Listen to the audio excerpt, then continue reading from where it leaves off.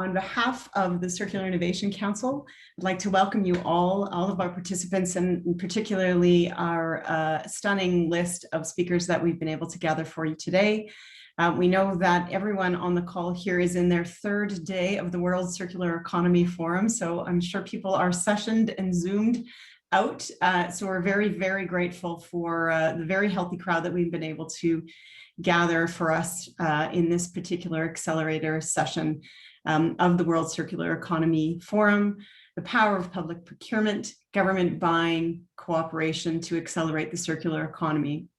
So we're going to dig right in, but to preface the discussion, I thought I'd share a little bit about our organization and the works that we do generally and in particular as it relates to circular procurement, and then we'll be turning it over to our panelists. So some of you may have heard of us previously as the Recycling Council of Ontario. Next slide.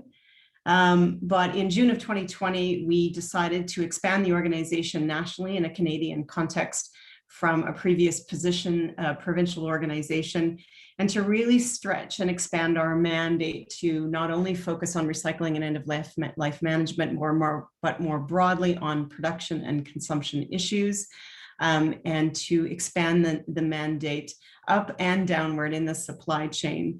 So for those of you who don't know us, we are a non-for-profit organization that really is now focusing on putting circular economy concepts into action. So using this broad lens around production and consumption, and really trying to leverage market instruments, public policy, and of course, behavior change to allow us to work with all public, private, and social society organizations. And we really work in several areas. We act as a communication hub for resources and information. We do a lot of facilitation work to bridge knowledge, to share ideas and innovations, as our name suggests. We form a lot of partnerships at a product or a systems level to test ideas and to pilot those solutions. We conduct and support research that helps to inform those decisions. And then we do a lot of profiling of the doers and the leaders in this space in order to demonstrate leadership and to, again, share expertise. And in this particular session, we're going to talk about our work in developing criteria, specifications, standards, and certifications that promotes best practice. And that's really what procurement is at its core. So with that, we're going to dive into why we picked procurement, and particular public procurement, as one of our key deliverables as an organization in our new mandate. And it starts to become very obvious when you look at the size of the opportunity. Next slide. So I'm going to pull something that I actually heard from the previous environment minister at the government of Netherlands, who is now has a new role with the European Resource Institute. And I'm going to try her name, Cuno, so you can coach me. We've got lots of Dutch expertise on the panel. So Stenya van Velhoven said something that caught my ear yesterday in her session at the World Circular Economy Forum, that public procurement is actually a secret weapon. And for us, we couldn't agree more. And we think that it is overlooked, underutilized, and should really be a priority as it relates to a global transition towards a circular economy. Tremendous opportunity, and we're going to talk about that opportunity today. So, so with that in mind, why procurement? Next slide. So we know that in order for us to transition from a linear to a circular economy, we need to look at it from a systems approach. And we know that traditionally procurement as a tool has really been a transactional tool. And we know that in order for us to shift to a systems lens, we need to use procurement in that same way. And at the heart of it, procurement helps us in a circular context redefine what we mean by value, much beyond price, and ask that fundamental question, do I buy? And I here is in the context of whether you are buying for a supply chain in a private sector, buying as an individual consumer, And then for today's discussion, buying as a government. Does what I buy and who I buy from deliver on the social and economic values and objectives I have as a government, as well as price? So these are the fundamentals of what we want to embed as we transition from the traditional linear procurement models to circular ones. Next slide. And we know that procurement has this ability to strategically weave and align with multiple policy public objectives, and in fact can deliver on these 9 sustainability development goals. So it is multifaceted, multi-pronged, and can actually deliver on those social and environmental objectives, we feel, simultaneously. So often we hear that there needs to be a give and take, that you need to concede price if you want to buy environmental goods and services. And it's just assumed that that will be a trade-off. Or if you want to focus on social, that you cannot advance your environmental objectives as well. And what we're seeing in a circular procurement model, that in fact, you can deliver and advance all 3 of these goals simultaneously. You don't need to concede one over the other, which is a critical principle that we need to understand.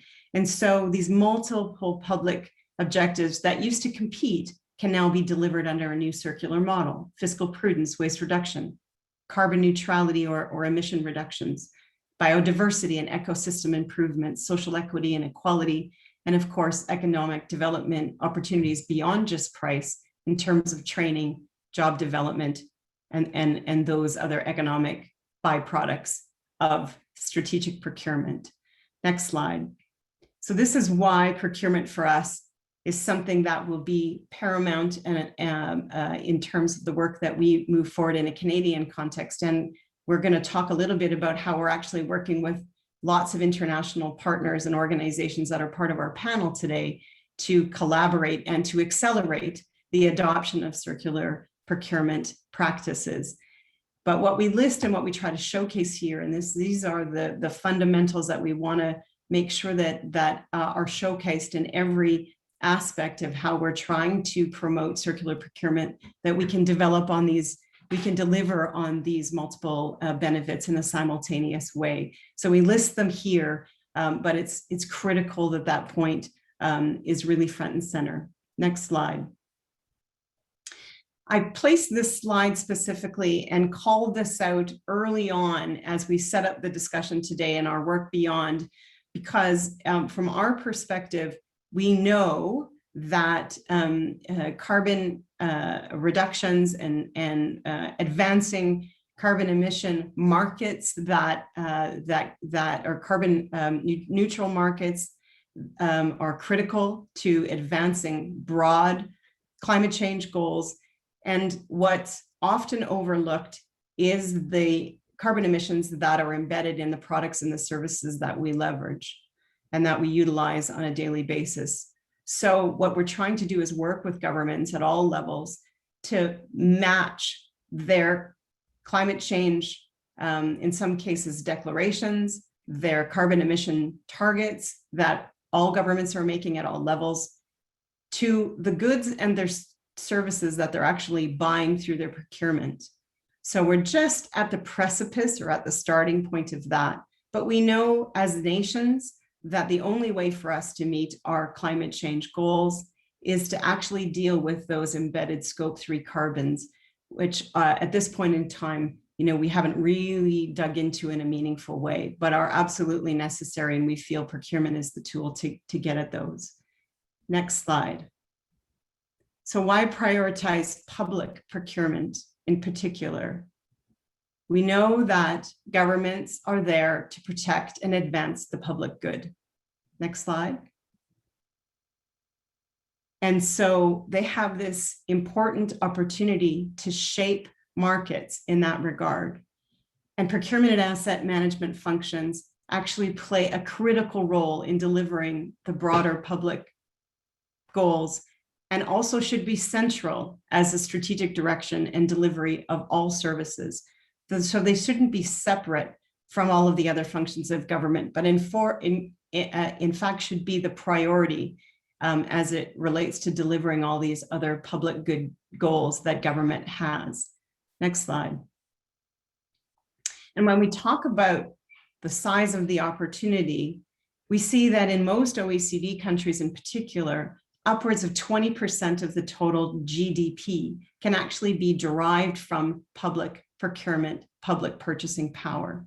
In Canada in particular, that's upwards of a $200 billion opportunity on an annual basis.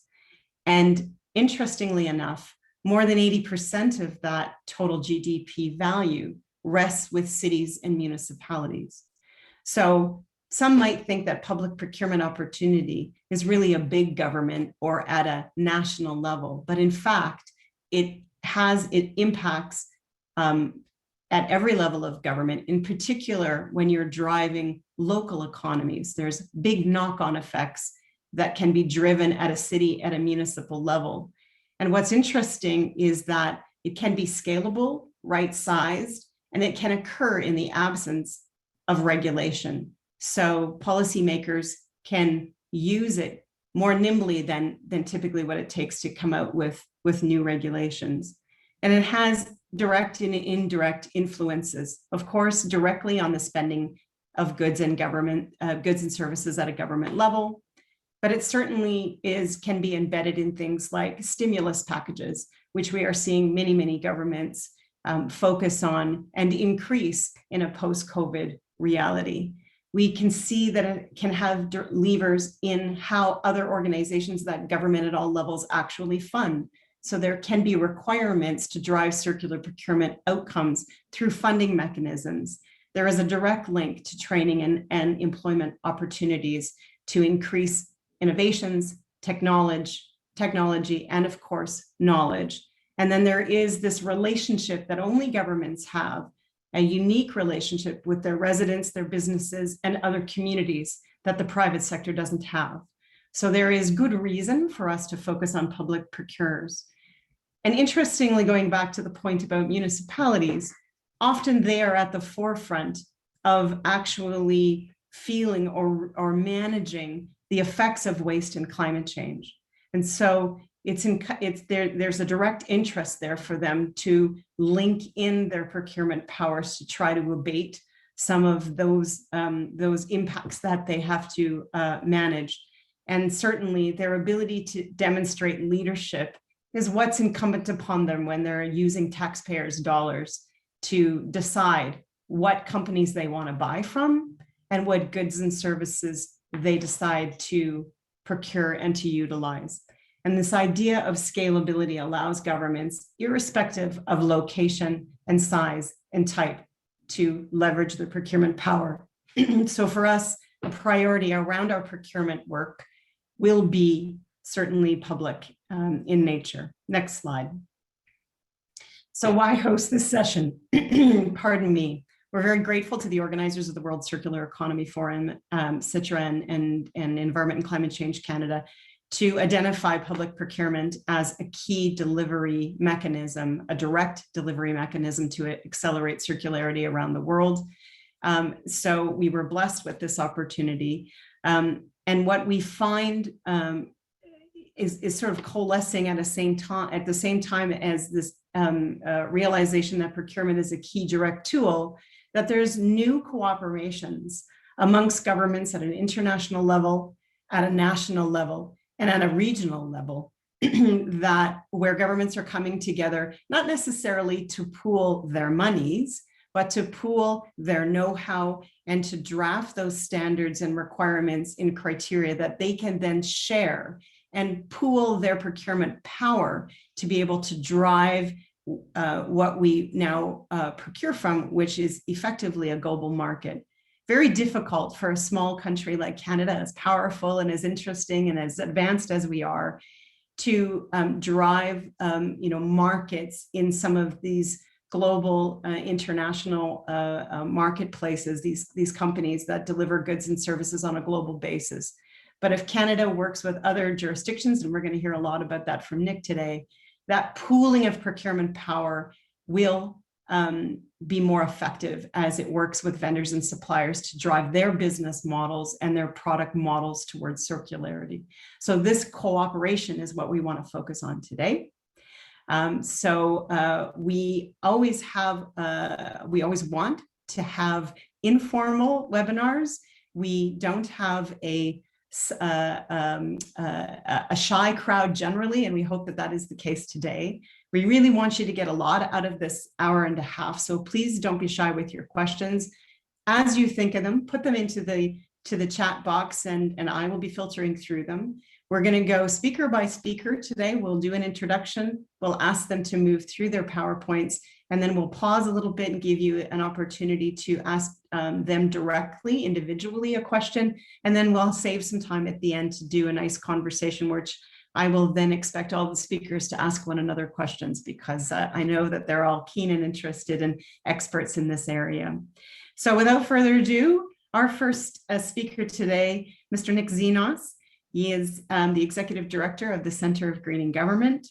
And to give you a little bit about his work today and his previous work, to describe it, in a model of international collaboration on government procurement, the Government of Canada's Treasury Board Secretariat and the United States White House Council on Environmental Quality have created a first of its kind forum for countries to work together on circular economy outcomes using their government operations. With the Treasury Board and leading this initiative on behalf of Canada's is the Center of Greening Government, which provides leadership towards net zero climate resilient federal operations and aids the circular transition through procurement that includes life cycle assessment principles and adoption of clean technologies and circular products and services. Showcasing the innovative international collaboration between the federal branches of the US and the Canadian governments is Nick, Executive Director of the Center of Greening Government. A career innovator in sustainability and public sector, previous to the center, Nick worked at Natural Resources Canada on climate change impacts and adaptation, Indigenous and Northern Affairs Canada on Arctic science policy, and the Canadian High Arctic Research Station, the Canadian Space Agency, and Infrastructure Canada. So pleased to have you, Nick, and take it away.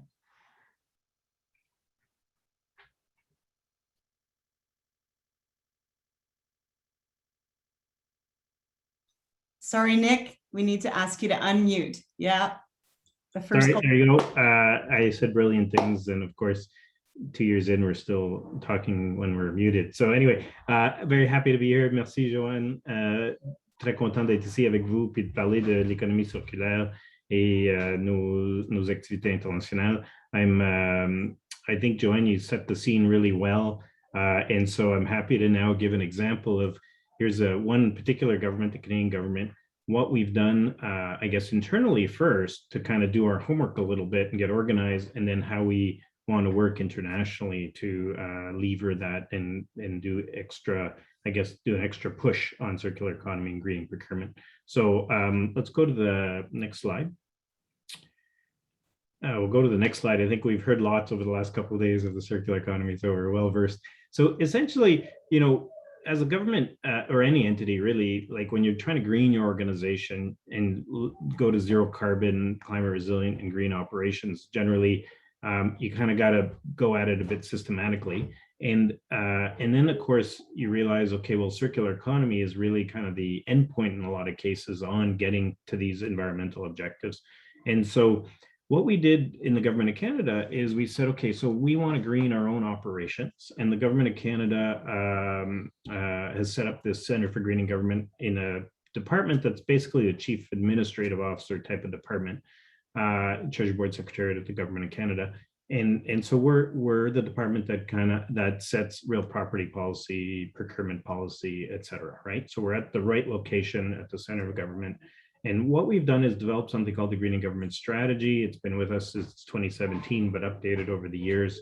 And its target is net zero Government of Canada operations by 2050 and a 40% reduction of emissions by 2025 for real property and conventional fleet.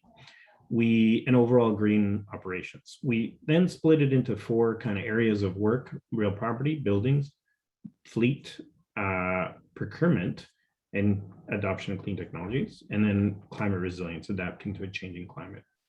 And so our strategy works in those 4 areas, and I'll focus on the procurement side, although procurement is cross-cutting across all of this.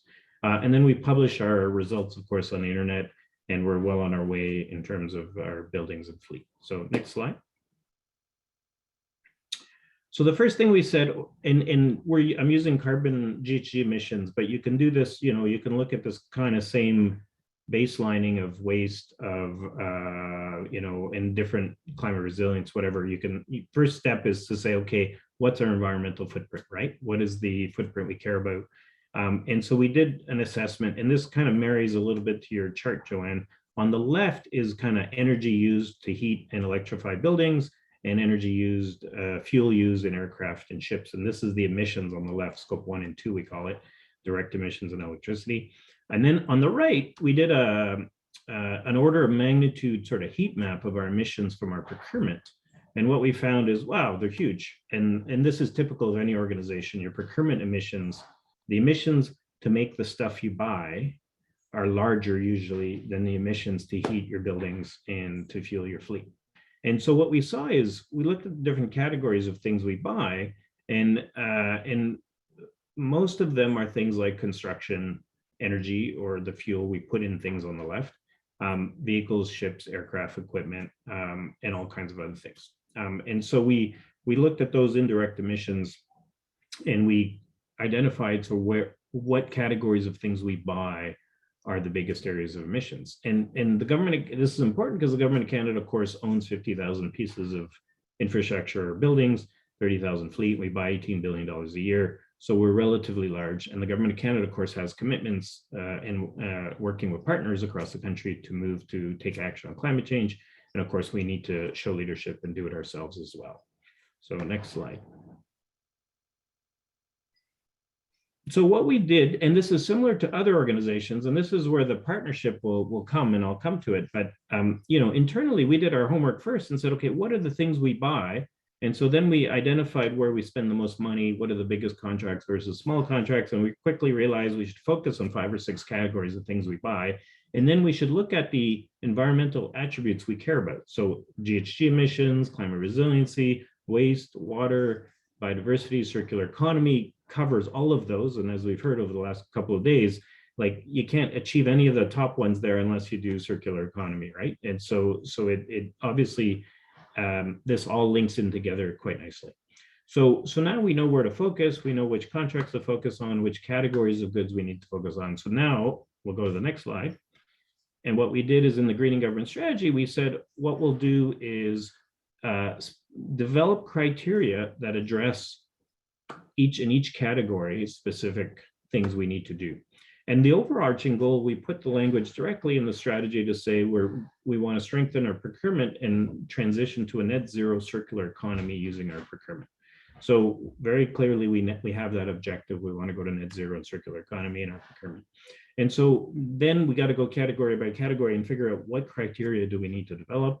How do we implement those across a large organization? And then there's some horizontal criteria like incentivizing major suppliers to adopt a science-based target in line with the Paris Agreement and disclose their GHG emissions.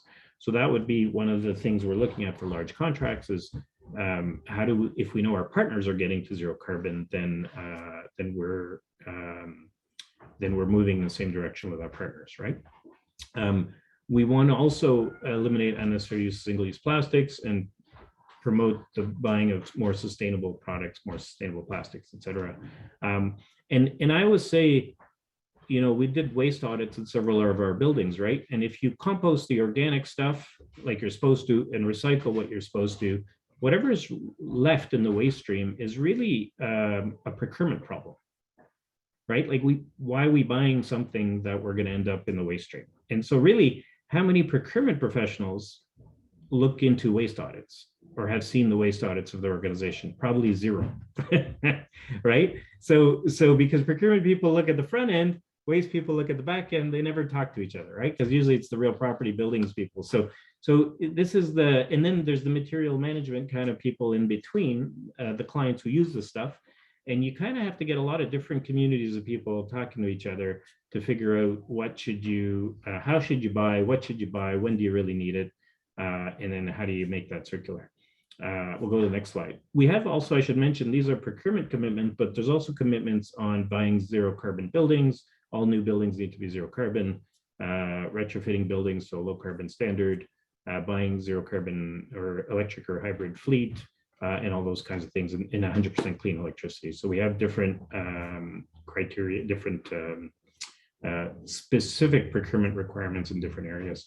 We also have something called the policy on green procurement, which defines what each department's responsibilities are. And of course, we lean heavily on departments with expertise, environmental expertise, to give us advice because as the procurement people, we won't know, what's the most technically the right solution, but we can go to other people who have that expertise, whether it's Environment Canada or Natural Resources Canada or others. Next slide. So I basically summarized this slide, but in my previous discussion, we have those specific commitments. I should mention that we're going to divert 75% of our waste, which again then makes us think of what do we do on circularity. We'd like to go to 100% waste. Then look at different categories of things and apply. So let's keep going. I'll get to the kind of the international side. So what's our plan going forward on greening procurement and aiming for a circular economy? Number one is implement what we call kind of very specific operational emission kind of requirements. So buildings, electricity on waste, 100% diverting our waste, et cetera. So that all has impacts on circularity, on what we buy and how we buy it.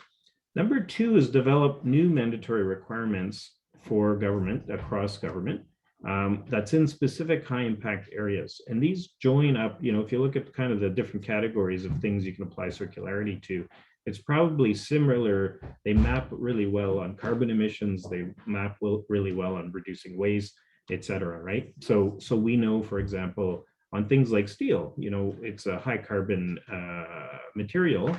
And one of the solutions is that steel is reusable, right? It's infinitely reusable and recyclable. So how do we marry those two concepts together? What do we do for things like construction materials where we want to lower our embodied carbon from construction materials by 30% by 2025, et cetera. We're looking at low carbon. We got funding for low carbon fuel procurement, and we're working on life cycle assessment, a project for construction materials with the National Research Council. Next slide. So number three is we want to green our standing offers that we have across our organization. The Government of Canada has 7,000. We have environmental criteria in different ones. You can get pretty swamped pretty quickly. So we're always a fan of prioritizing and finding the biggest categories where we think things like circular economy would apply to. And I think Joanne's Circular Innovation Council identified 8 of those on their website. So it's awesome. So you can really focus quite quickly. We want each department, each sort of organization within the federal government will focus on what they buy the most of and focus their mandate and expertise there. But let's get to number 5, which is, all this, after done this internal homework, we're realizing, of course, our partners are doing the same thing. And internationally, people are at different levels of play. Some are much more advanced, some are behind. And so what we want to do as we develop all this work is, why don't we do it at the same time with our partners? In key areas, right? So that when we can lever this power that we're developing this stuff and partner with other organizations. So we're building communities of practice with other big buyers. I chair a federal, provincial, territorial greening government operations committee with the provinces and territories. I also co-chair one with Canada Post on Crown corporations. I also and so then we're quickly thinking, and then we're working with cities, provinces, et cetera, across Canada. There's already ECPAR and CCSP as sort of national or regional level sustainable procurement organizations that are doing neat things in Canada, but same thing everywhere else, right? How do you ramp this up? And so we, of course, started talking with our American counterparts years ago, and we said, while we're greening our governments, respectively, our procurements and our fleets and buildings, why don't we work together and share for each other? And hey, why don't we open this to the world? So we launched something called the Greening Government Initiative with the international community. We can go to the next slide. It's the equivalent to us greening government folks are in the Council for Environmental Quality in the White House. And so we co-chair with them and announced at the Leaders Summit in conjunction with the Leaders Summit on Climate that we're going to work together with other governments to green our operations, basically look at greening our procurement. When we develop different things that we share it quickly, right? What we want to do is scale up fast, right? So instead of everybody doing this individually, we can scale this up quickly. So essentially, our first meeting was in April, and we're continuing to meet and discuss. We had over 30 countries join us, and we're now reaching out to even more. We're reaching out to about 100 countries, and essentially, it's the first of its kind green government, greening procurement entity. We're going to look at different areas where we can focus on, probably buildings, fleet, procurement across those things, and things like construction materials and other things. Of course, we're very conscious of Cuno's good work that he'll speak about shortly on IT, which is another great area to focus on as well. And this kind of thing allows a lot of formal, informal collaboration quickly, right? Because if somebody's starting to think, okay, I got a green procurement, I got to green our operations, where do I go to, who do I talk to? The more of these networks available, the more quickly we can ramp up, scale up. I would say it's kind of like going to the high school dance. You know, like if you're going to go to the high school dance, you want to know who else is going to the high school dance. If everybody's going to the high school dance, then you're going to go to the high school dance. And so if 100 countries are going to ask something of suppliers, then there's less resistance and suppliers will do it, right? If there's just one, then one gets nervous of, if you're by yourself, you're not going to go to the high school dance. But if you know if everybody's going to go. So the more effet d'entrain, as we say in French, we can create, the more push we can have. We can share a lot of technical information. We can create working groups in different areas. We can create strategic partnerships in different areas, workshops, etc. So this creates the platform internationally for governments to green their operations and accelerate that action. Next slide. I get to the last slide. The folks who, so Brenda Mallory and Jean-Yves Duclos are president of the Treasury Board before the election, of course, launched the first meeting, and we had a great attendance and interest. And so we look forward to accelerating this, and we can, again, work on specific areas of interest. And I'm happy to take questions and comments. Excited to be here. Thank you. Brilliant. Thank you so much, Nick. We do have a few minutes set aside for a couple of questions, and they're coming in troves here. So I'll try to navigate those. And as they're coming in, because I chair it, I get to ask you questions first. Lucky me. You talked about incentivizing suppliers to adopt science-based targets. And I know that this is going to be at the heart, probably, at the work that you're going to be doing internationally with the green government offices globally. And we're going to talk about, the process of that in a minute. And I know it's early days, but in a Canadian context, and what you have your hands on the controls of, how is it that you are incenting? Can you talk about that a little bit? Yeah, I think there's various ways you can do it through a procurement lens. I mean, obviously the government of Canada writ large, and all political parties, I mean, we're in the middle of an election, but all political parties are engaged on climate change, of course. And we know the science says we know where we need to get to, right? Companies can sign up to the Science-Based Target website and declare their targets. So as a procurement agency, you have different options, right, to go forward on this. You could either make it mandatory. You could either give points, a certain amount of points on this when you do these contracts.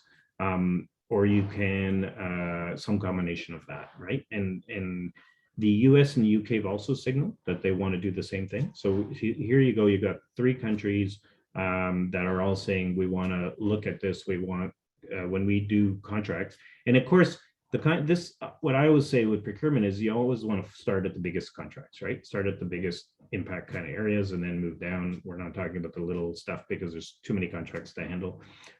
So for large contracts, you could easily say either get a certain amount of points or you make it mandatory, or as countries get together, we synchronize that requirement so that we're all asking that.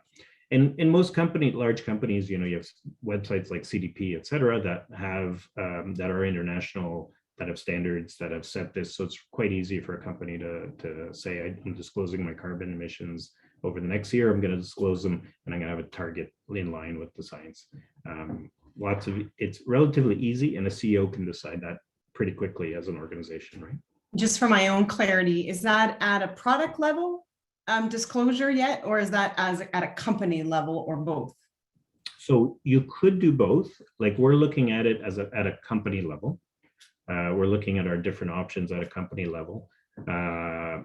But ideally, we're also working, like, let's say construction materials, right? Like, we're also working with the various industry partners to look at, environmental product disclosure for specific categories of goods, so that you know what's the carbon footprint of those goods, right?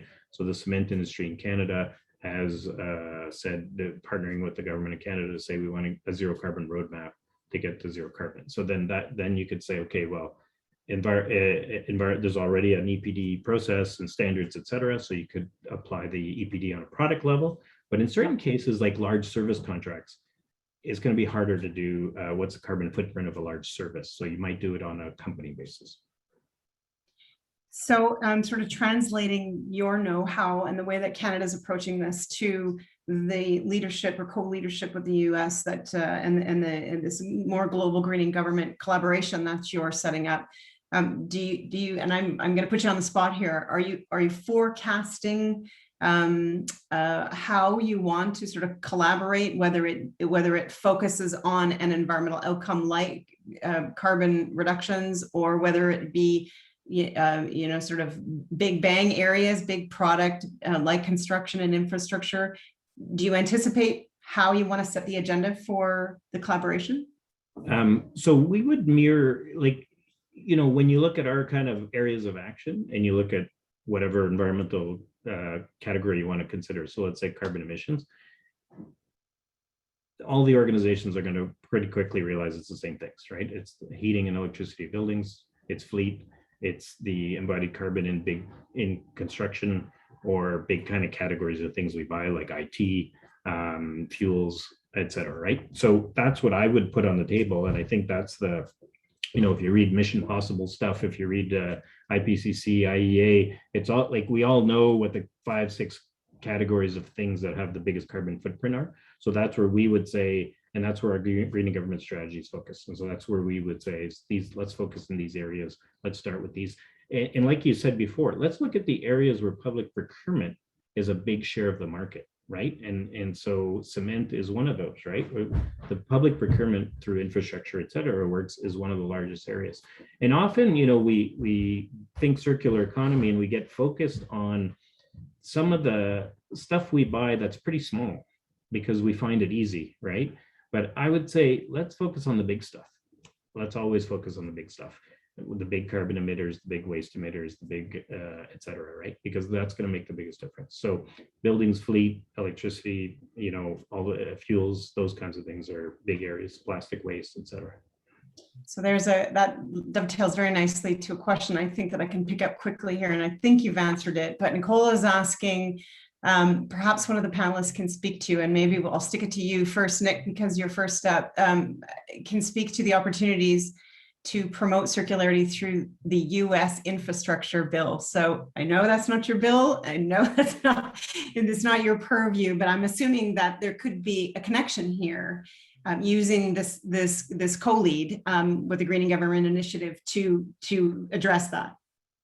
So I think construction materials is the key area, right? And so that's what drives infrastructure. And so we're closely looking at what's happening in the US, in different states, and nationally in the US and in Europe. And we've had good discussions with the Dutch as well, because they've done great stuff on infrastructure. And so for sure, like construction materials is a key area in terms of greening government. Governments own a lot of infrastructure and buildings. So that's going to be a key area that we want to look at. And we've already got partnerships with the industry in these areas. So would be key. Now, we wouldn't, in the Greening Government Initiative, we'd look at infrastructure owned by governments and what we can do. We wouldn't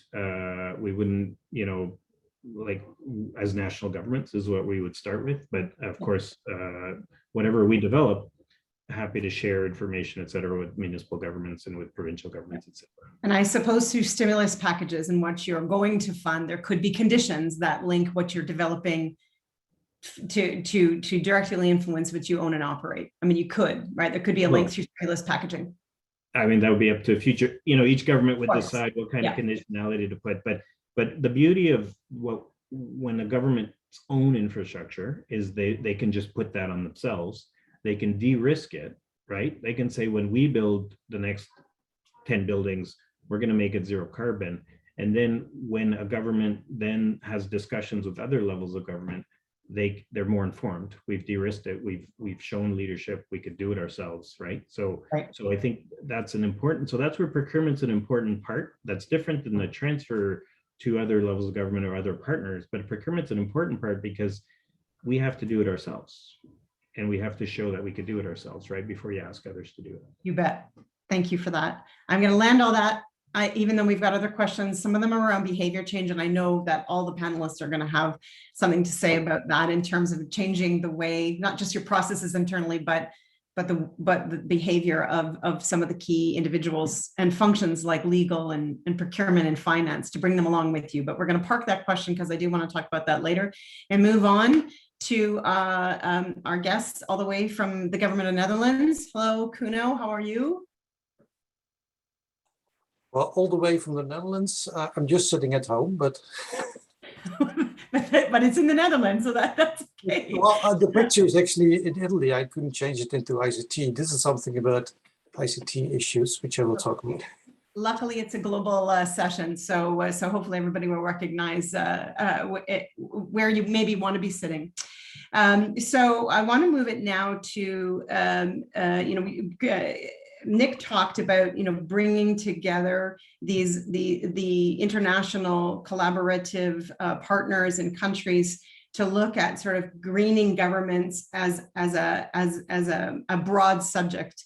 The interesting take that the government of Netherlands has prioritized is more on a product level, starting with ICT.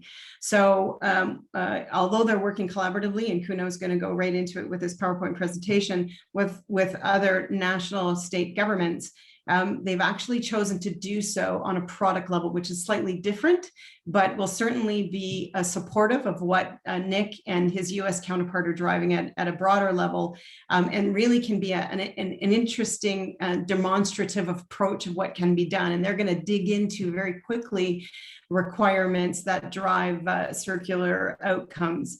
So with that, Cuno van Geet advises the government of Netherlands, in particular the Ministry of Infrastructure and Water Management and Procurement, and how to use the power of purchasing to demand and advance strategic policy, sustainability, and economic objectives. His expertise includes how to translate these objectives into practice through collaboration and commitment to supporting and advancing a circular economy. With more than 14 years of experience, his focus within sustainability was particularly on energy and climate. And in the last 10 years, he has shifted towards procurement resources and the circular economy. One of his major initiatives that I have asked him to speak specifically to you about today is the Circular and Fair Information Communications Technology Pact, an international procurement-led partnership to accelerate circularity, fairness, and sustainability for the information communications technology sector.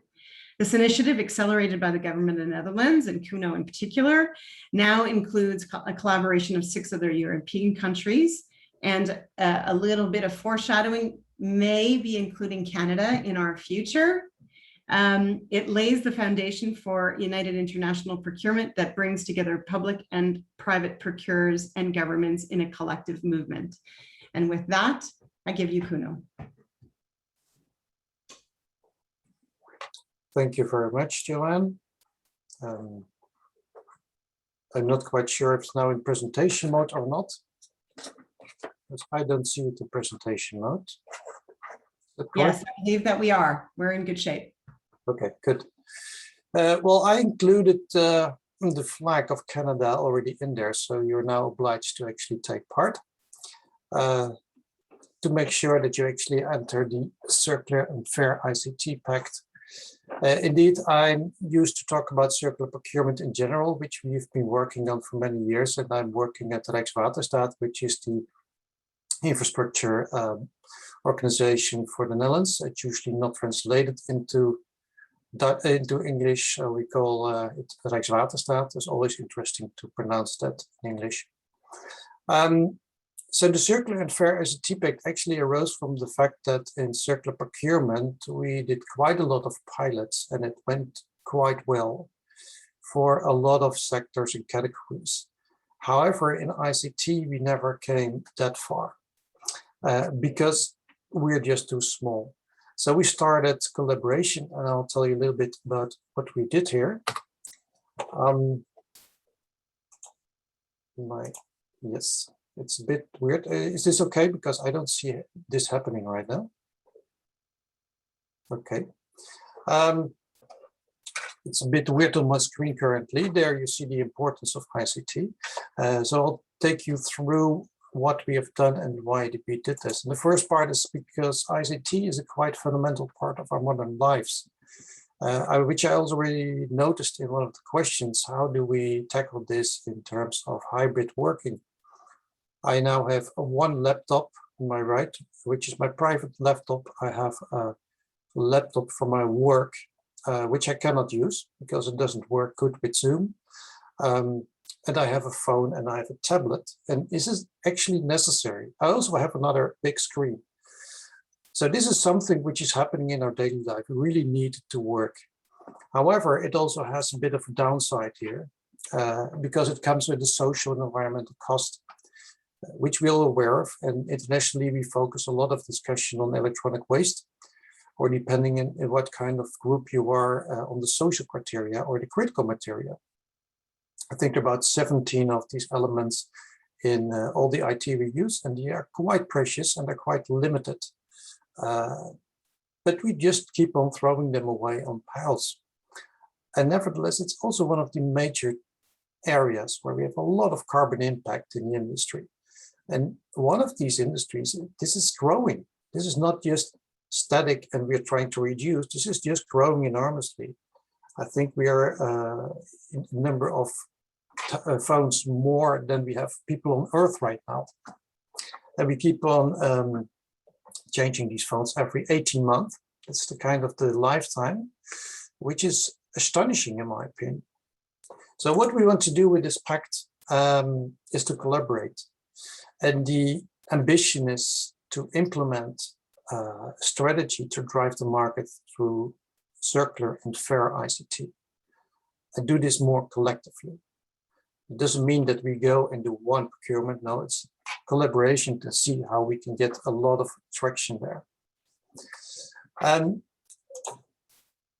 In this, we started out and we also did a lot of failures. And I want to share this a little bit with you because I already heard it again. We developed criteria. We have developed criteria. But it's not the miracle solution because they have to be used. So we have training, we have pilots, we have actually even resolutions. We have a leadership group, we have a policy framework, we have guidance, we have manifestos. Still, it doesn't work enough. So we really need to think, what can we do to make this work and to accelerate this? And that's why we started developing the pact, building it up from the ground with the ones we know in some countries. First, we tried to get every stakeholder together. That didn't work, so we just focused first on get the procurers on board. Because what we noticed that a lot of people like me, and I think some of my colleagues might be online there as well, we are convinced. And then we reach out to some of the procurers and some of them are convinced, but we need to step up. It's a lot of people there. And we need to address these big tech. It's the elephant in the room. How can we change the big tech if we are just doing one tender of 500 laptops in the city of Utrecht or whatever? It doesn't work. It does work for the basics, but we need to go to the next level and to pool this kind of power. And the power is difficult to pull because they all speak different languages. They're in different tender settings. There are different legislations. So we need to find a way to do that. And currently, we have 8 organizations. Canada is still here only with the Circular Innovation Council, though that needs to be updated just to make sure for you. Norway, Belgium, Austria, Switzerland, United Kingdom, Germany, and the Netherlands. And we have actually quite a list of interested organizations, but they didn't have the time or money yet to join, but we expect more there. So how does this work? Because usually when we build these kind of pacts, we start collaborating, making all kinds of documents. No, we also include the procuring participants. These are not all formal part of the pact. Some of them are just in the buyer groups in countries. Others are joining separately, which is also an option because we have a very simple system to work. The simple system in which we work is that we have organizations like us, OVAM, like in Canada. These coordinate what we call a buyer group. Buyer group is nothing more than a group of buyers who say, okay, let's go and do sustainable ICT, or in this case, circular and fair. And we specifically address also the fair part because we noticed that, especially internationally, the social part is really difficult to tackle, and it's essential to also get the circularity in action. And if you see at the bottom there, the practice is important because that's the gap that we were missing. We noticed that a couple of pilots worked out, but then 90% was still, or even more, was still traditional, and there was no sustainability in there. So that's where we need to step up. These countries have a buyer group, and for example, the Netherlands has a lead group of 12 organizations, and I think Flanders even topped us there with more than 15, and a wider network of even more than 100. We also have 100 interested organizations, so there's a bit of a difference there between the bigger buyer, usually we like our national government, or a bigger university. In education is a very big group of ICT buyers, and the followers, the smaller ones sometimes. So the bigger ones are the ones that have time and money, can usually invest more in creating action and thinking about what to do. They have to really do that. And the other ones can follow and might join later, or perhaps they just wait out till the contract has to be renewed. So how does it work? The buyers just start buying using some basic criteria, and there's a lot of new stuff out there currently. So we really, it's really easy to start currently. There's new labels on board there. There's new guidance on social criteria. And the public procurers are asked also to share their knowledge. And that's an important part. So this pact is also part of sharing knowledge, examples, which is really lacking behind the circularity there. So in the organization, it's a bit complex. I'll go through it quickly. We have some working groups, and there's a steering committee, and there's a secretariat, and there's a website. I will not go into the details of that. And we have a timeline. And a website you see here, this is the thing you can look up if you want. This timeline is already almost outdated. As you can see, we already started with this idea before in actually the United States in 2018. The launch was this June, also related to the World Circular Economic Forum, with our minister, Stientje van Veldhoven, for your name. It's a difficult name, I'm sorry, it's Dutch. And now we're actually starting up with the first working groups, and we have 2 buyer groups already in 2 countries, and the others are starting up.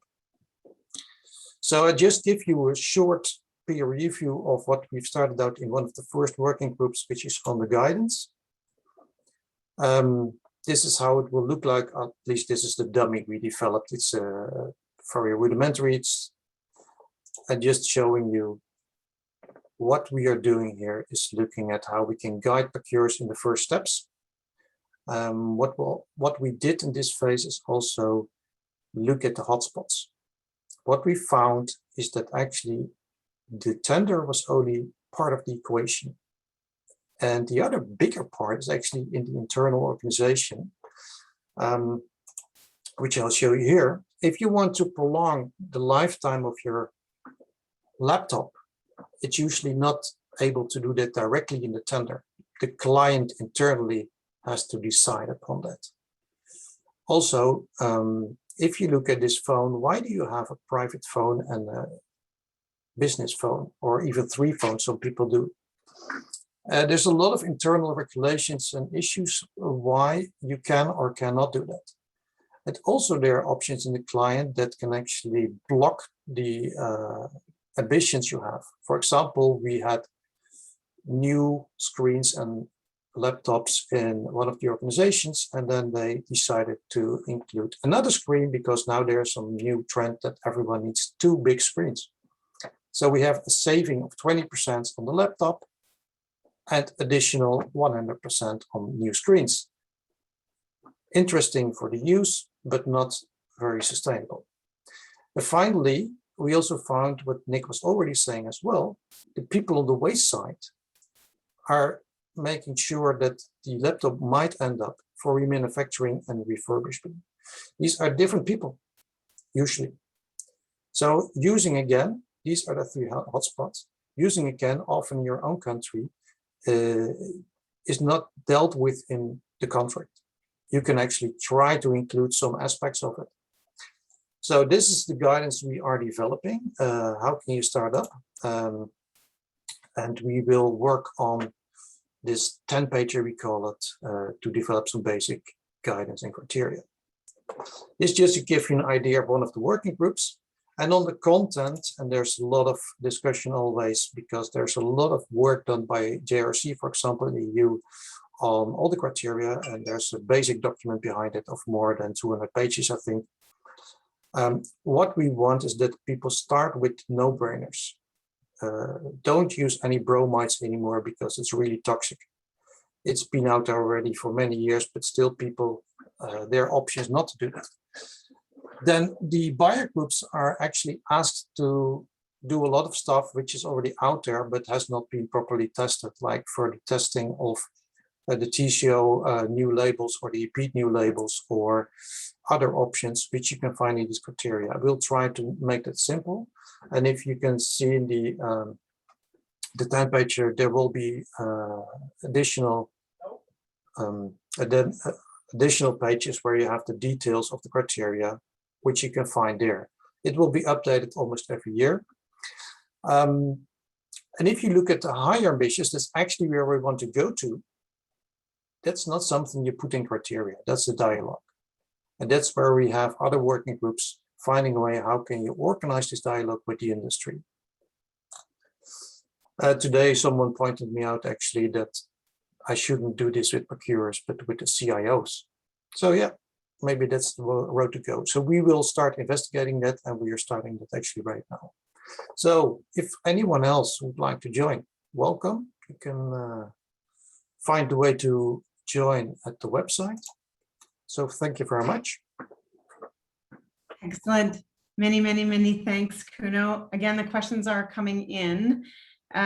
Such a fascinating approach to take a product specific.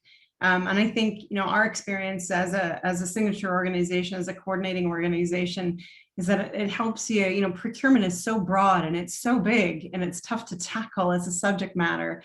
You very successfully been able to focus 9 countries or 8 countries as it is now, and now, becoming many people surrounding this initiative to really focus, and it enables us to cut our teeth. I think it's demonstrative of what can be done. If you can do it on ICT, the principles will be the same, irrespective of the product sector category that you're speaking about. So from that perspective, it's been invaluable to us. And before I get to some questions for Cuno, just to let our audience know that as a signatory, as a convening organization, our job is to, in fact, create a buying group, a Canadian buying group. So if any of you that are participating today are interested in participating in that, we welcome you. Please get a hold of us. And I'll be knocking on Nick's door as he knows I do. So what's kind of fascinating about kind of what led you to moving to collaborate with other countries is this, it seems like this kind of internal frustration a little bit, or lack of, can hear it, a lack of advancement, you know, in your own government.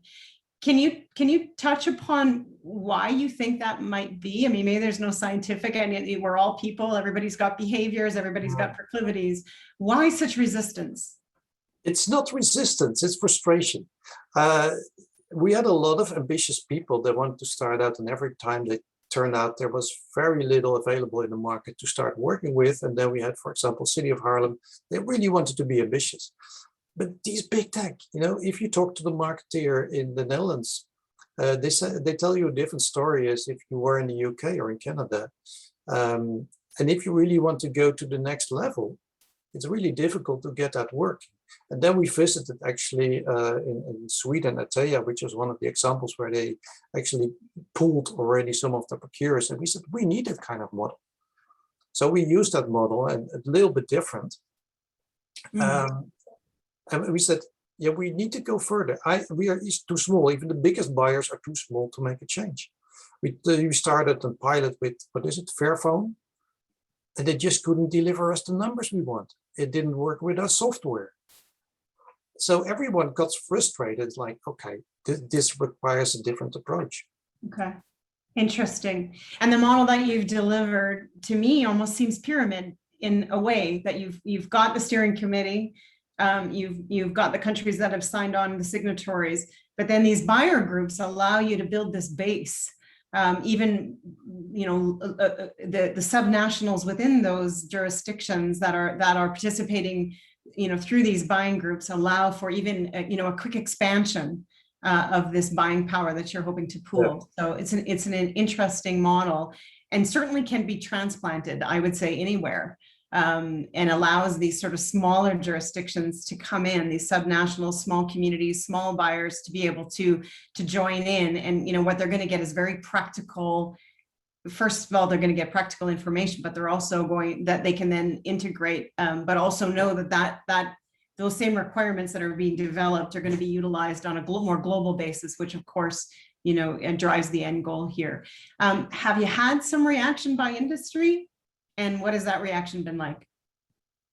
Yes, actually, the industry was quite active to get involved, and they were quite happy that we did it. Still, they, how do you say that? Yeah, they think they are just waiting until it works. I think the industry says, first, I need to see it, because we've tried so often, and also the EU, like all the criteria, we don't see them ending up in the tenders. So yes, they're positive, but we need to prove it. We need to get the work done in the pilots, not in the pilots, in the practice, in all the practice. And that's something I cannot blame them. We had actually, for the first time in my experience with sustainable procurement, that the industry was pushing governments to do more. Yeah. Dell was having a campaign, and actually HP was, I think, having a campaigning on that. So they were also like frustrated. We can do more, but you have to ask for it. So if you don't ask the right question, we cannot give you anything more. Yeah. So, yeah. And I think also what you say about transplanting to other buyer groups, we have more categories and buyer groups, some of them which are quite well done nationally, some on textiles. Some of them have to be taking international, like emission-free vehicles, or cement, like Nick mentioned as well, is a very tricky area. There's lots of construction which you make nationally, but some of them need to be international. Great. I'm going to ask you a question, and that Kevin has asked here, and I'm going to actually add on to it if he can be patient with me. He's asking, how can local government buying groups work with provincial and federal groups to increase the power of circularity? That can be asked of any jurisdiction, but I'll pick on Cuno at the moment because, you know, you're kind of literally in the middle of doing that. Can you talk about, you know, I think you've talked about the structures, and these buying groups is, I think, the level at which local governments can get involved. Is that correct? I mean, that's really where local governments can plug in. Yeah, I think your question, yes, the local governments can plug in, everyone can plug in. The only thing you need to do is to make sure you do something in your tender. What we try to provide is that for everyone, we have a basic package. This is what you can do easily tomorrow. And if you have more time, and if you're bigger and you have more ambition, you can step up. Perfect. So that's the binding requirement of plugging in. You must use a criteria. We must find in your tenders and your RFPs, RFIs, one criteria. Must is a difficult word in a voluntary agreement, but I understand. You are supposed to commit yourself to some basics. And it has to work within your legislation, of course, and it has to work in your market. You always have to test that. But for example, buying a label is not very difficult. Right. They are out there in the market. They have been certified, EPEAT or TCO, easy enough. But also, if you want to extend your the use of your laptop 1 year, that's an enormous win. You can do that tomorrow. Fantastic. We could talk about this for days, but yeah, just to make sure that we've got sufficient time to plug in Mark and Kristin, I'm going to move to them. Thank you so much, Cuno. Thank you. This is progress on CFIT is lightning. When you're talking about a government context, you've been able to get done so much in such a little time with so many. So congratulations, and we really look forward to continuing to work with you and advancing this and hopefully very soon announcing Canada's inclusion. I'm looking at your square, Nick. You'll make it happen. I know you will. So we've talked about international at broad sort of greening perspective. We've pared it down to predominantly a European context here, but at a product specific level. And now we want to talk about this opportunity that may be at a more local and more regional level under an already created framework that does works in other areas, and poking at this opportunity or integrating procurement into an interest in the Great Lakes region, who has already identified their interest in accelerating a circular economy in that context. So with us, we have a dynamic duo, Mr. Mark Fisher, who is the CEO of the Council for Great Lakes region, and one of his key members, the City of Cleveland, represented today by Kristin Hall, who is works at the Mayor's Office of Sustainability, who are going to sort of tag team. They'll go in sequence, but they come at it from slightly different angles. So if I could, I'll start with Mark, who has, I think, been the CEO since 2014. He brings a wealth of experience in international affairs with a focus on advancing the United States and Canada relationship in the areas of trade, security, natural resource development, and of course, environmental protection, with now a new focus on accelerating the adoption of circular economy practices within his membership. I could ask you, Mark, maybe to give us a little bit more about the council, your work.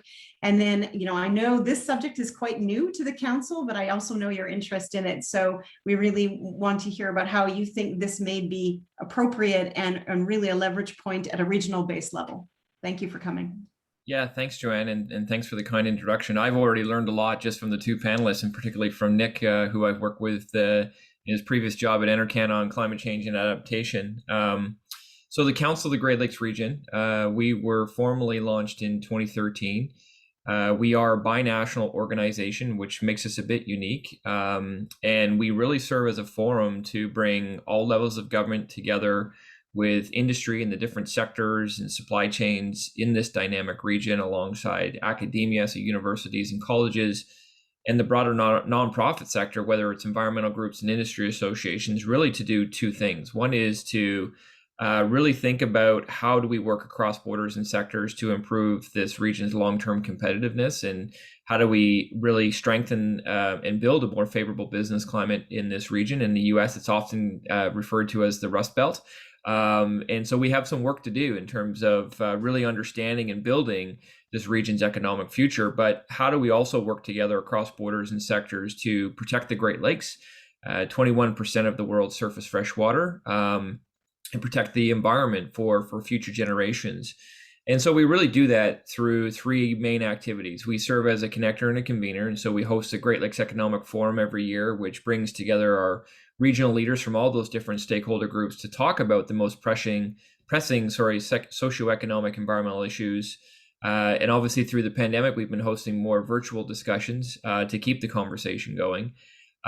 Second, we organize and produce policy research and papers about those issues, and ultimately, how do we come together as diverse stakeholders and sectors to create the programs, the strategies, the action plans that really achieve that and enhance that long-term competitiveness and sustainability in the region. And then thirdly, like a lot of nonprofits, we spend a lot of time in Ottawa and Washington at the state provincial level, really just talking about the importance of the binational Great Lakes region. And so when we think about this issue from a procurement perspective, particularly a public procurement perspective, this region is obviously shared by two nations. It's made up of 8 states from New York to Minnesota, 2 provinces, Ontario and Quebec. When I was doing the math a week or so ago in terms of counties and municipality, it's a region that's made up of roughly 200 plus counties and over 60 Canadian municipalities. And when we look at it from a towns and cities perspective, there's over 15,000 plus towns and cities. This is a region that ultimately is home to 107 million people. So if you were to think about that in population and country terms, that would make it the 12th largest country in the world by population. The region itself is also a massive regional economy. It has an annual GDP of roughly $6 trillion US. Again, if we think about that in country terms, that would make it the 3rd largest economy behind the United States and China, but ahead of major economies like Japan and Germany, United Kingdom, and so many more. It's a region that obviously manufactures a lot of goods for industrial and consumer use. We use a lot of materials. We procure a lot of materials already. And so when we think about that industrial base and sort of the business procurement opportunities, this is a region that's also home to 30% of America's Fortune 500 companies, and an estimated 7 million small, medium-sized enterprises across those 8 states. And then similarly, in Canada, most of the large companies are based in Ontario and Quebec, and close to 60% of Canada's SMEs are headquartered or operating in Ontario and Quebec. And so for us, again, when we think about procurement, the procurement opportunity, as it relates to achieving broader sustainability objectives and reorientating the region to a circular economy is certainly a significant one. And as you mentioned off the top, when we know that government procurement accounts for roughly 10 to 15% of the GDP of an economy, for this region alone, that's roughly a 600 billion US opportunity in terms of just government procurement. That doesn't even account for the business procurement opportunity and obviously what can be achieved, the impact that can be achieved through circular procurement right through the supply chain.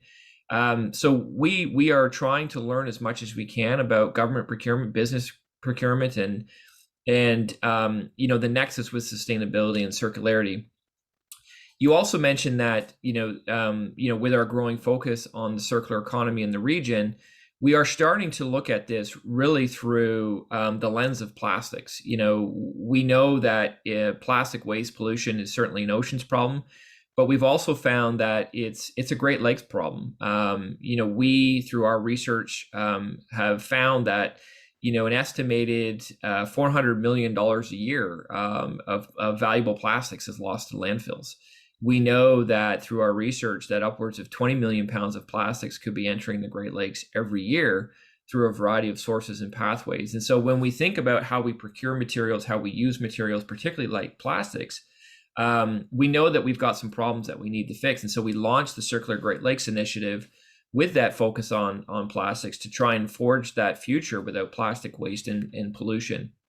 And so getting down even a more finer point around procurement, we undertook a gap analysis, over the last number of months, and we looked at 6 best practices. We looked at collection, processing, and end markets, and education, but also policy enablers, investments. And within the realm of policy enablers, we really felt that or saw that there was this procurement opportunity. So again, how do you engage, local cities and counties and towns like the city of Cleveland? How do you engage those 8 states and 2 provinces? In that conversation about, again, the things that they procure and buy, and to try and set up, an opportunity where they're using their buying power to really, shift the conversation and create the conditions for circularity and some of those end markets to take shape. And so we are starting to look at, as we develop our strategy and action plan for plastics in the circular economy, how do we embed procurement within that, in that conversation? And we certainly feel that that could be a critical element, just as much as, looking at how do we invest in, designing products of the future, and embedding sustainability in the products that we design, to, investing in new collection and processing systems and end markets, or how do we engage consumers more about the products they buy, and how do they recycle and reduce and reuse those materials. So we are looking at, how do we embed procurement within that larger strategy for achieving circularity and for forging a future without plastic waste and pollution. We've got a lot to learn, as we start that conversation. I think ultimately we want our strategy to have to make a net positive impact, both on the economy, both in terms of the environment, and also on the societal goals in terms of new jobs and cleaner communities. We are trying to develop an approach to circularity that is material neutral, that embeds life cycle thinking, as some of our other speakers have talked about earlier. We know that to achieve circularity and to really address or to forge a future without plastic waste, we need to do this through partnerships and projects and leveraged investments.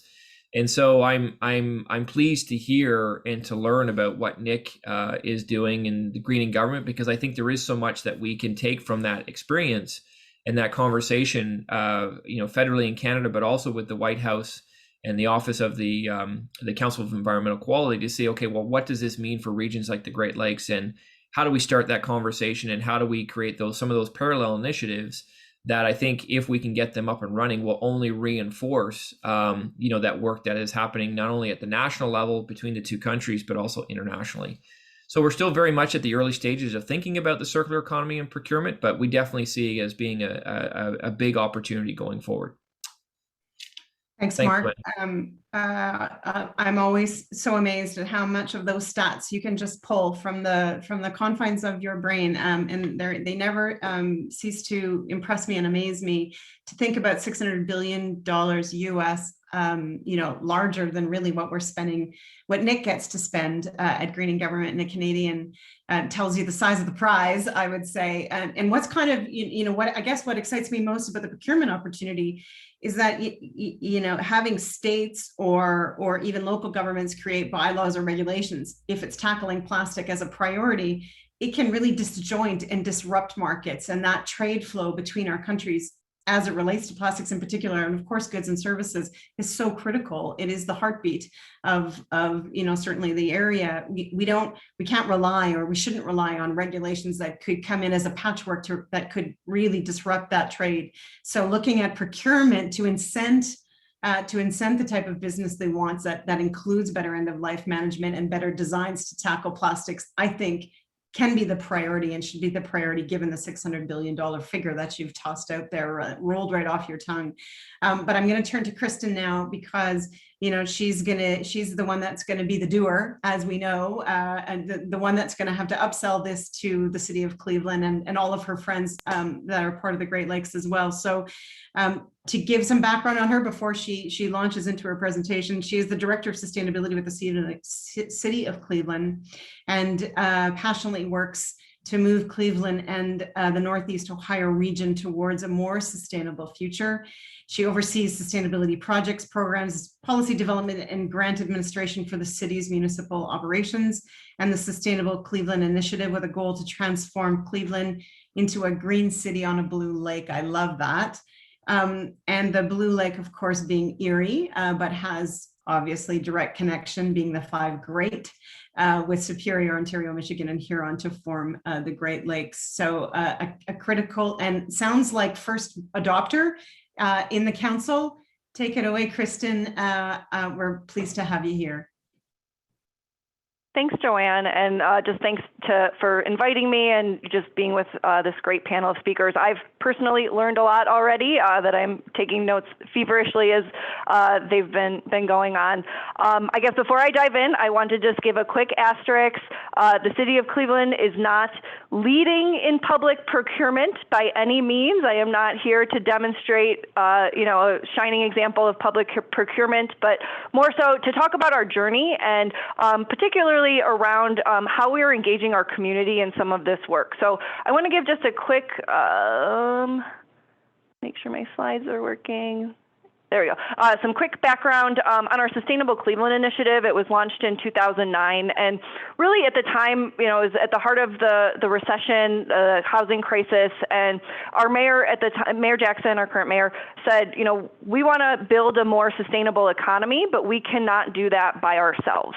We as the City of Cleveland can be leaders in this work. We can lead by example, but if we're doing it on our own, we're just spinning our wheels. We need the buy-in from our residents, from our nonprofit organizations, from our business community in particular, to really shift us towards that green city on a blue lake that Joanne mentioned. So we do this in a number of different ways. Annual sustainability summits. Ours is coming up October 20th and 21st, if anyone's interested. Where we bring folks together to really brainstorm around these topics, volunteer working groups, loads of outreach and education, a very heavy web and social media presence.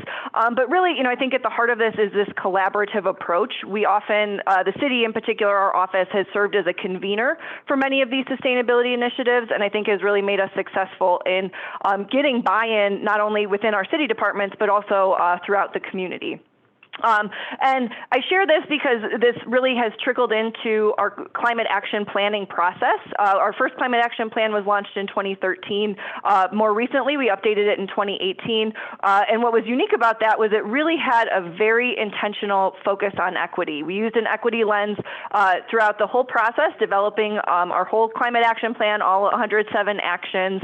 And really throughout the development of that, we went into the neighborhoods and wanted to hear from our residents. What's important to you? What do you care about, and how can we align our actions with some of those with the priorities that you want to see? Things like clean, safe, healthy. We heard those words in all of those 12 workshops. We asked our 90+ member advisory committee to go through racial equity training to make sure that we're all speaking the same language as well. We all come from different perspectives, especially when it comes to matters of race. So the more that we can all be kind of heading in the same direction, talking the same language, makes a big difference. So plan is broken up into 5 focus areas. I pulled out, we do have a residential waste diversion goal of 30% by 2030. That is mostly focused on recycling and and organic waste. So what's kind of a challenge for us right now, and I didn't include a slide on it, is the City of Cleveland had to suspend our recycling program in 2020. Markets, as many of you know, markets have shifted. Our once favorable contract where we were getting paid for recycling expired, and we could not get after 2 different bids, could not get a recycling contract that would cost us any less than $6 million. And we kind of said, we need to reset and rebuild. And our community was not too happy with us. You can just Google it and find the articles and read all about it. But I would say a silver lining was at that time, we were presented with this opportunity to apply for a Robert Wood Johnson Foundation grant to launch our Circular Cleveland initiative. And, as I mentioned before, in the spirit of collaboration, we partnered with Cleveland Neighborhood Progress and Neighborhood Connections to really, kind of work towards transitioning to a more circular economy, but make sure that we're putting people first in this and that there are opportunities to address health and equity as we go through some of this. The total grant's $475,000, 30-month project, and I think one of the biggest things, obviously, if you are sitting through this forum, you already know what a circular economy is, but the piece that I kind of highlighted here was the local wealth and opportunities. That's really, I think, at the heart of what we're trying to do through this process, and not, just make some of our big businesses more profitable. We really want to create those pathways for our residents that create long-term and sustained wealth throughout the process. Some of the key deliverables of this are our Circular Cleveland Roadmap. That's really going to be, I think, the guiding document that will include some implementation strategies. Within that, and we've touched on some of this, will be a material flow analysis, so we can understand what's coming in, what's going out, where are those sort of, I think hot spots was what Cuno said. Where can we get those interventions right away, and then where are some of those that we're going to need a lot more sort of long-term strategy to address these. Really what was unique about this project as well, and what got us, I think, most excited about this grant, is we have built in funding to actually do some implementation. It's not just a planning process. So we've got about $70,000 to do some neighborhood level grants. We've already awarded about $40,000 to 14 different projects.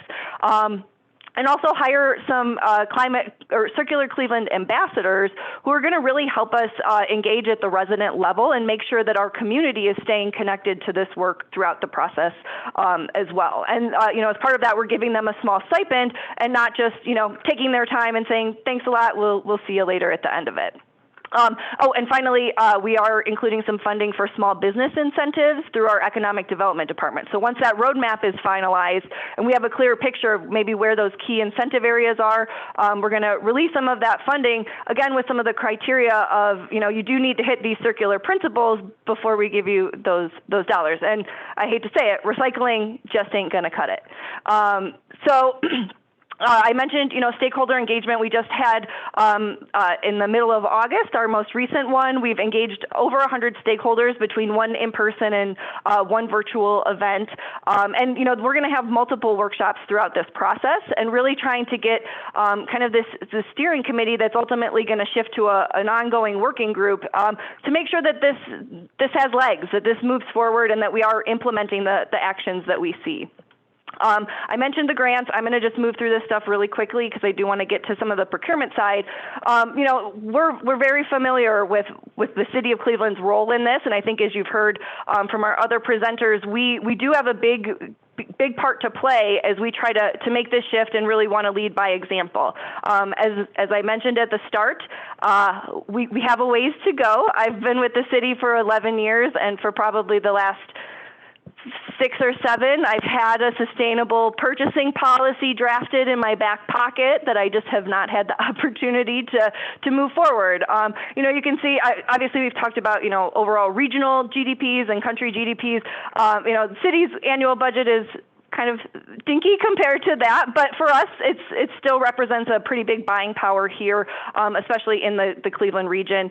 You can see the breakdown here. We're spending, $6 million on materials and supplies. I think there's lots of good opportunities if we, follow some of those principles. Buy less, use longer, buy better, use again. I really appreciate seeing that. It's a nice, simple way to kind of deliver that to folks that I think we can all get on board with. A couple just examples. I mentioned that we're not the key leaders, but we have done a few things to help support sustainable purchasing. We do have our local and sustainable purchasing policy geared towards offering bid discounts and evaluation points for sustainable businesses, local producers, and local food purchasers. And I'm happy to drop a link to that in the chat. So I also want to just highlight some of the opportunities that we see. Obviously our capital projects department has a big role to play around, of course, our buildings, our construction materials. We have a sustainable municipal building policy. So any new buildings that we're building or any new construction or major renovation has to meet minimum LEED Silver standards.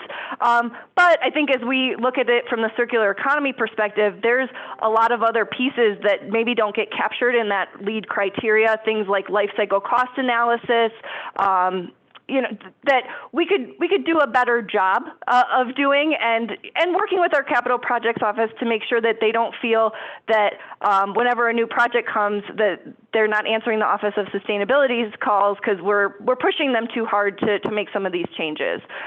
Fleet and electric vehicles is another one. We're really trying to shift to where electric vehicle is our default, and if you want to purchase a combustion engine for our light duty fleet, you have to make the justification because you don't need an SUV or a full-size truck to drive around and do some home inspections.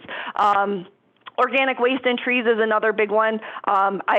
I could go on for a very long time, but in the interest of time, I'm just going to keep moving. We do have some tree canopy issues, and there's, when you think of the closing that loop and even just natural systems, if we can capture our organic waste and use that to support canopy growth, I think that's really going to, set us in the right direction and get a good foundation for just operationalizing some of that.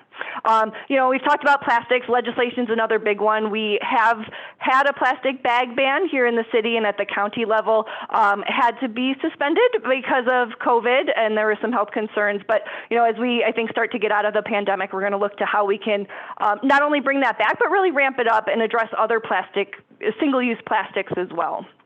So I also want to highlight the challenges. There's, of course, lots of opportunities, but one of the things that we face in the city, our general procurement practice is lowest and best bidder. And that, as I think our other presenters have highlighted, when you don't maybe have the market for those circular materials, those circular products, it gets challenging when you do have sort of this default practice. Staffing capacity is another big one. I mentioned I've been sitting on a purchasing policy. I don't have the time to do a spend analysis for all of the city. Our systems are not set up in order to be able to easily query that information. I can look at a contract, but I have to literally go line by line through our delivery orders to see what was ordered. Our system, and some of it's not, the system doesn't have the functionality. It's the people using the system have got into the habit of for just classifying things as general materials and supplies and not giving me specifics of the items that are being purchased so that we can better analyze how to shift our purchasing practices. We talked about this as well, standard specifications. The more resources we can get where some of that stuff's already drafted for us and kind of spoon feed it to our purchasing department, the easier it is for them to get on board and actually implement some of this. And of course, the political will piece of it. We are currently facing a mayoral election. Our Mayor Jackson has finishing up his 4th term. So we're going to see some change soon. And I think it's going to, we're going to, as an office, put some pressure on whoever our new mayor is to make sure that this becomes a priority and highlight the benefits of adopting these types of practices, not only from the cost savings, but all of the environmental and social pieces that can come with that as well. And I think with that, I want to thank you all. I know that I'm a little over time, so I tried to speed up, but I will stop sharing, and thank you. Many thanks. Passionate in droves. We can feel it and hear it. And what's really important about what you've reminded us, I think, or reminded me in particular, you've reminded us all about the life, day-to-day life and realities working at a local level in government is very different than what provincial, state, or national level governments deal with. And you're really in the trenches. What I find sort of fascinating is that you've made this call out for cross-cutting measures. You've done such a phenomenal job of your taxpayer engagement, and that's who they are. We say residents, but they are your taxpayers. They are giving you their money on an annual basis to make purchasing decisions.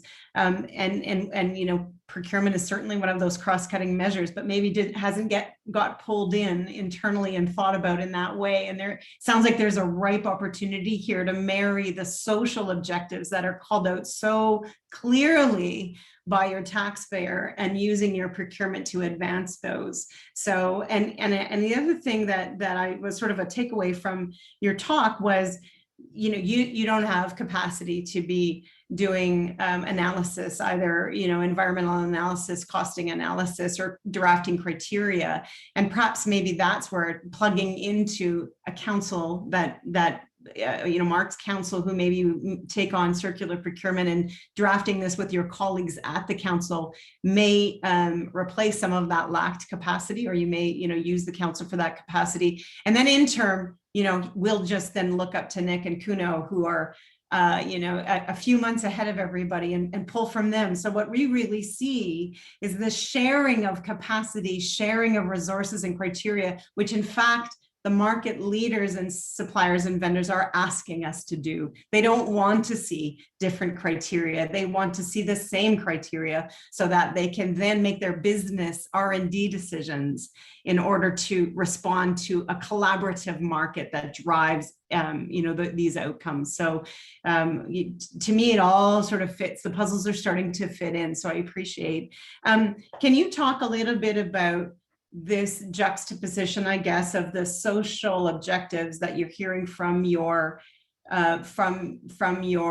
constituents, and how you're starting to try to address that, even if it's not procurement at this juncture, but how you maybe are starting to address that as a city, and then maybe we can think about procurement as another thought.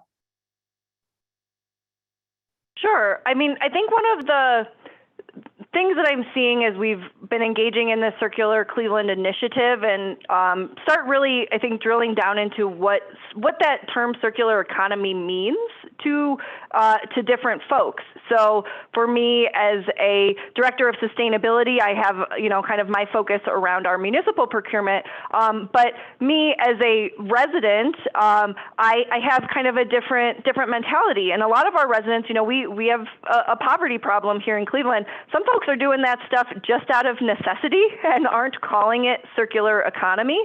So I think there's some kind of inherent behaviors that have already been established kind of within our social realm that are helping to move some of that. However, that is not, I don't see those as kind of the key drivers in transforming our economy. And we're in a interesting position, especially with the Circular Cleveland initiative, where we really wanted to be, community-based and engage our residents. But if we don't have some of our private sector represented and buying into this, we're not going to see the transformative effect that I think we want to see. Some of the, just examples that have come up in our discussions are things around, a community flea market, a swap where we can exchange different goods. I love that idea, but I don't think that's going to put Cleveland on the map for, when we're trying to attract new businesses and stay competitive. So it's one of those tricky things where it's kind of a top-down, bottom-up, meeting from all sides, and it's our job as collaborators to make sure we've got all the right people at the table, all the right voices heard, and aligning. I'm going to challenge our consultant team, which Mark is a part of, to make sure that those actions that come out of this roadmap are really going to align with a number of different priorities, and it's not going to be an easy task by any means. Maybe I'll turn to, thanks for that. Maybe I'll turn to Mark to get him to sort of react to that, to see, are you starting to see some, to me, there's an obvious role here for the council, but how would you react to sort of hearing Cleveland specific versus what you might hear from your other city members? Your turn to be muted. Everybody gets a turn. I do it at least once. I think, when we look at the region, when we look at what the city of Cleveland is doing, in many ways, they're while they're still learning a lot, they're still out in front of the conversation, and I think they're shaping a lot of learning for themselves. But I think what other Cleveland-like size cities could be doing in the region, and they're all going through right now really important conversations about how do they reboot and transform their economy. Whether it's Detroit, whether it's Buffalo, whether it's Milwaukee, we have some pretty iconic cities in this region, and they're all going through this. What does our city look like in the future for the next 20 to 50 plus years? So I think, obviously for us as an organization, we believe that now is the right opportunity to really create that forum where you're bringing these sectors, these stakeholders, the know-how, the knowledge together to help people think it through. Because, as you indicated, there is a capacity problem, right? There is a knowledge problem, right? And unless we can provide a forum that, disseminates that information, creates that community of interest, and that political will, I'm not sure we're going to get there from here. And the worst scenario is, we might have jurisdictions going off in different directions, right? Even within states, the city's doing different things, states compared to states doing different things, perhaps Michigan doing something fundamentally different than Ontario. And that's a problem. You know, Ontario derives 30% of its GDP from doing a business across the border with the 8 Great Lakes states and beyond. So if we sort of don't get it right on procurement, if we don't get it right on the larger economy, that's a big problem, right? And then I think just to respond to the equity inclusion issue, it is a very real issue. Again, when you look at some of those cities, including Chicago, you know, this region in many ways has always moved at 2 speeds, right? There's the economy that happens for a lot of people, and there's the economy that a lot of other people are really left out of, and they don't feel they're participating in it, and they don't feel they have a say in it. So I think again, what Cleveland's doing, I think the conversation that we're trying to set is, how do we build a competitive economy, but also how do we make sure that it's equitable and inclusive for the future? And I think this circular economy reboot that we're all talking about really gives us an opportunity to look at some of those core, core ways that the economy has been structured, and how do we, break some of those things down, and how do we recreate something new to really make sure that everybody can participate, not only in the discussion, but in the jobs and the economies and the sectors that will come, thanks to the circular economy and that sustainable future. So well said, and I'm mindful, the statistics that you provided in terms of SMEs and their growth and the role that they play in this international border between Canada and the U.S. in this region, and juxtaposed to what you're saying, Kristin, in terms of consciously as a city creating a fund that supports innovation around small businesses and the importance that you've called out. So, there's a procurement opportunity here, and we can pull droves of examples from Europe and leaders like the government of Netherlands, and what Nick's doing, and apply it to a region as it relates to strengthening the SME sector. There's a lot of procurement criteria that is thinking about how to support local and how to support SMEs as you're drafting procurement requirements, just like the other social and environmental objectives that we talked about today. So, what we aim to do as an organization, and it's clear for me again today that we can act as a hub to pull all of this good global work and to connect you, to start sharing those resources and information so that we can build capacity. And I think at the last word in the question, somebody as a business leader says, known rules and same playing field spurs R&D investment. So there it is. If we can collaborate you in your procurement powers as whatever your priorities are, whoever your task masters are, and whatever level of procurement you have, then we are responding to an industry that is just waiting to move into those markets around circularity. We're over time. First of all, I want to thank everybody who stayed with us over time. Thank you for that, and participating in today's session. What a rich and diverse conversation. I got a lot out of it. Thank you to all of our panelists. We will obviously be working with you in the near and far future. Happy Circular Economy World Forum. I think this is the close for many of us. Thank you so much again for your time and expertise, and we work to continue to connect you, and to you, and of course the participants. Any feedback you want to give us on this session, other sessions you want to hear about, let us know. Cedric, I know you're there, our communications guru. For those of you who have not heard and want to participate, we are hosting a specific circular procurement summit in October. It's going to be 5 consecutive days of plenaries that just dive and dig into circular procurement. You're going to see some of the friendly faces that we have on the panel with us today. Again, it's got a very rich agenda with a lot of excellent content. So if you'd like to learn more about the summit, we'd love to have you attend. Thank you to the background CIC staff for putting this on. I bid you adieu. Have a great day. Stay safe. Thanks, Joanne.